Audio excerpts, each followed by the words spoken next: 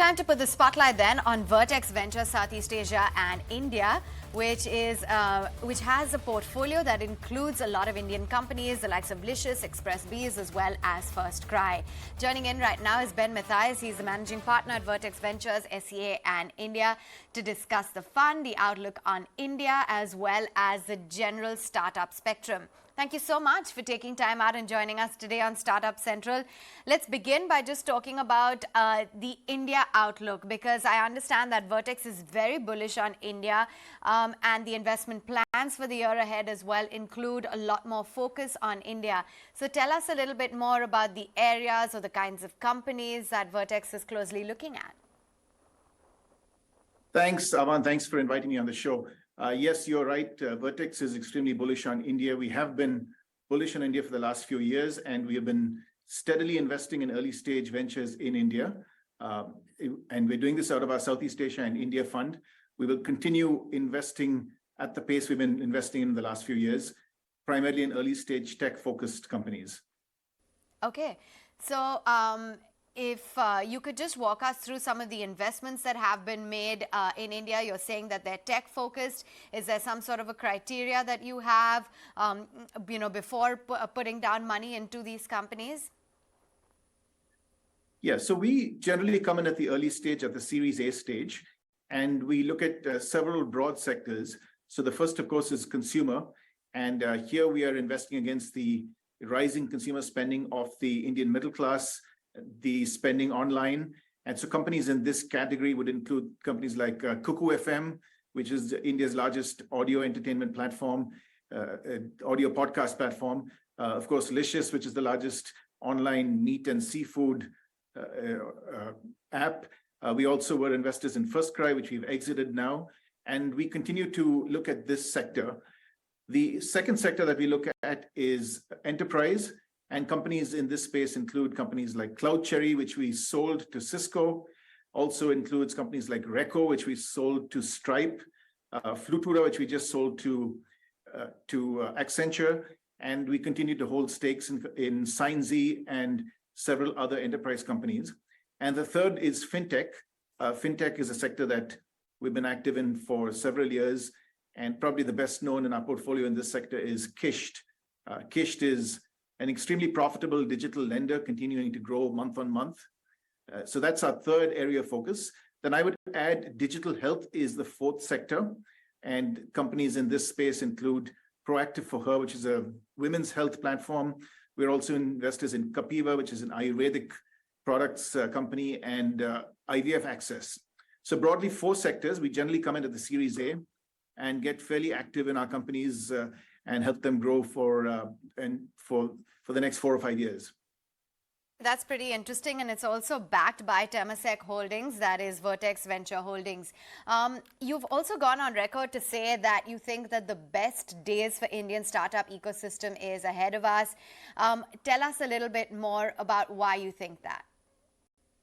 Yeah, I strongly believe that is the case for a couple of reasons. One is the Indian macro story is intact, despite everything that's happening in the world around us. The India story is still very much intact in terms of GDP growth, in terms of increasing online spend, in terms of increasing digital usage.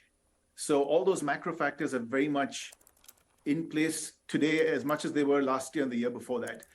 The second thing I think that is very much in favor for India is the craziness that happened in the last few years in terms of companies getting overfunded. That has stopped. So what we're seeing now is entrepreneurs are behaving in a lot more rational manner. They're spending their capital wisely. They're growing their businesses the right way. So I really think right now is a great time for venture capital in India.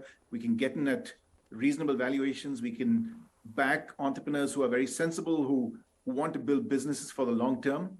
And the macro story is very much in place as it was a few years ago. Would you not, though, be deterred by the fact that we have seen the funding winter, as we popularly call it? There have been mass layoffs. We've seen deal momentum to a great extent slow down. The number of unicorns as well have been fewer than what we've seen over the past many years. Global recessionary fears. Is that not a concern?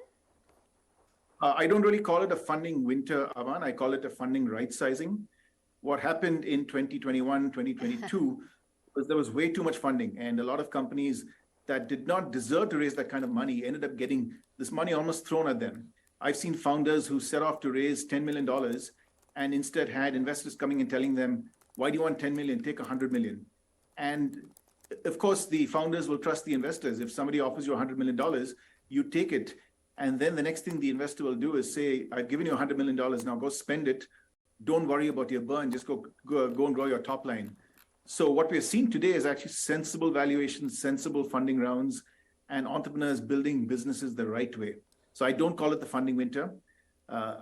Indian businesses will continue to grow, and Indian entrepreneurs are as strong as they ever were. So I think this current cohort of companies that are getting funded will actually do very well, both for themselves as well as for the investors. I like that, not the funding winter, but the funding right-sizing. And, you're echoing as well what Ronnie Screwvala had to say about the same. And when I quizzed him about, what it means for a lot of these employees now to be completely without a job, he said that, they'll find the right opportunities and that there is enough room for them to grow. Would you concur with that the kind of pink slips that have been dealt out by a lot of these companies, especially across the globe, that a lot of these employees will find their way into companies? Because we've seen locally as well, a lot of companies have started to hire back home. Absolutely. I think these employees will always be in demand. What had happened was there were some companies that hired way more people than they actually needed. In fact, I looked at some of these startups and I was wondering, why do you need a tech team of 500 people? Why can't you do what you're doing with 50 people? So a lot of these tech teams have been right-sized, but tech talent will always be in demand. It is still in demand this year as it will be in demand next year. So I'm pretty sure all these people will get rehired. That should not be a concern for any of them. Okay, now let's take the clock back, Ben, and understand why you decided to leave Silicon Valley. It was a nice, cushy life, and you've decided now to, cross the ocean and come all the way to India as a VC investor. What was the thinking behind that? Well, it was quite by accident. I was approached by NEA at the time, and they were looking to set up operations in India. And I'd been in the enterprise software industry all my life. I didn't really know much about venture capital, but a firm with the caliber of NEA wants to hire you, you jump at it. So I did that, and I worked out of the Sand Hill Road office for a year. And 1 year later, I moved to India and set up the operations here. And this was 2007, and it was an extremely exciting time to be coming to India. The economic growth was 8 to 10%. At the time, telecom was booming. There was infrastructure development happening across the board. So it was a very, very optimistic time in India. And that optimism has continued for the last 15 years. And so I've really never felt the desire to go back to Silicon Valley after that. Okay, and I'm sure they're mighty pleased to have you here.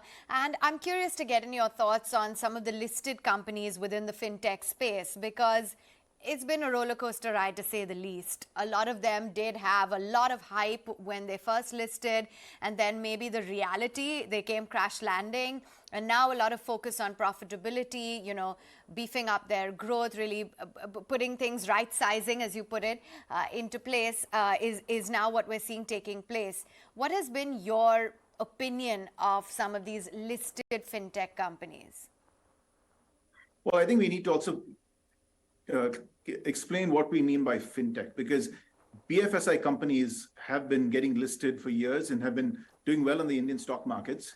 Now, fintech, all BFSI, new age tech, what have you, Ben? I'm talking about the entire gamut. I was coming to that. So any bank, any NBFC has a technology front end. So if a company starts being a tech first company and does not have branches, does it really give them that really disruptive advantage?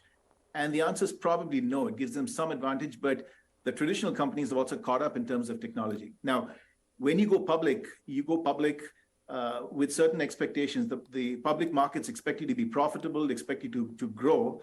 And if you don't do that, then your stock price will get corrected one way or the other. Now, some of these companies went public at the very high valuations that they had as private companies.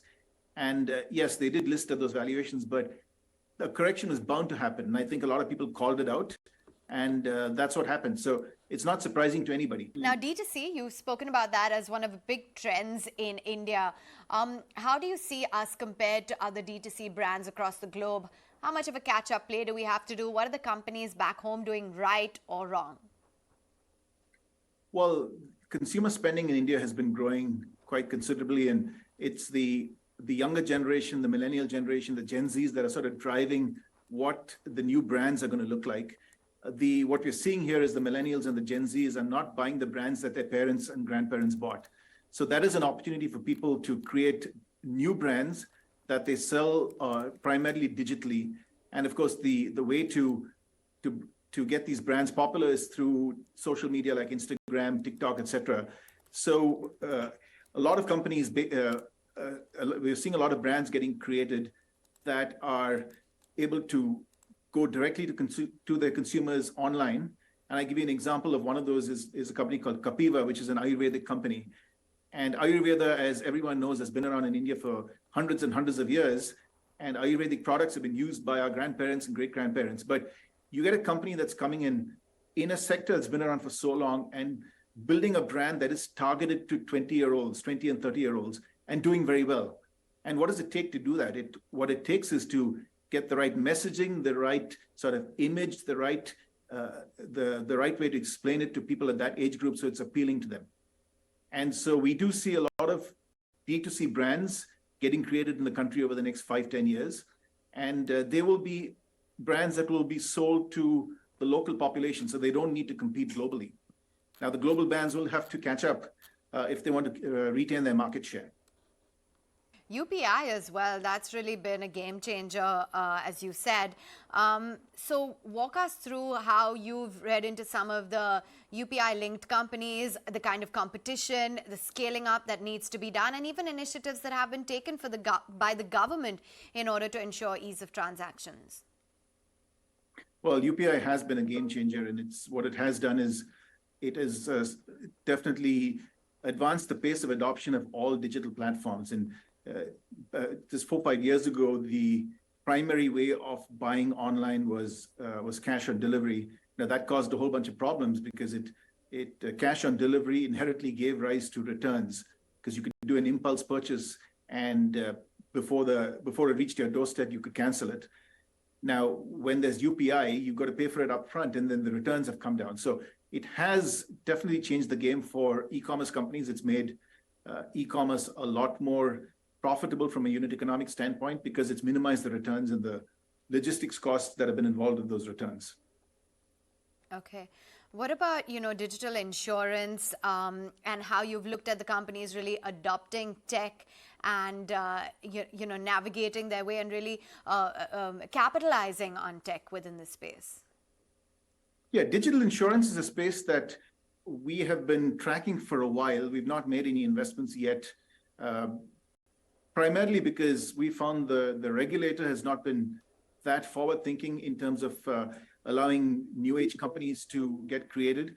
So we continue to look at digital insurance as a sector, and hopefully we will be able to make an investment soon. So there are a lot of companies in digital insurance that are focused on distribution and selling of insurance products.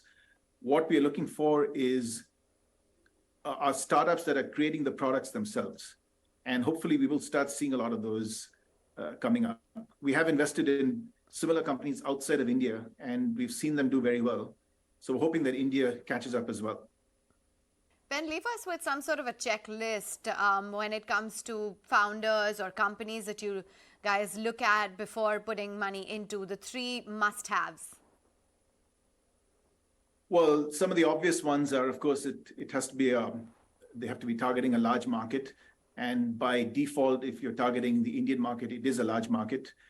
There has to be something different that you're offering. So if it's a Me Too offering, then you're competing against everybody that's out there already. But the most important thing in my mind are the founders is the founding team. Is this a founding team that's passionate? Is this a founding team that's in it for the long run? Is this a founding team that will put everything they have into this business? And most importantly, is this a team that we as investors can work with? Do Do we feel that we have enough of a connect with them? Can they work closely with us? And that's a very subjective call that you need to take. And if we get that conviction in the founding team, then that is one big checkbox that has been ticked. Yep, sure. Thanks very much then, Ben, for highlighting those details, walking us through your India investment strategy, as well as how you're looking at India as a very promising destination for investments down the line.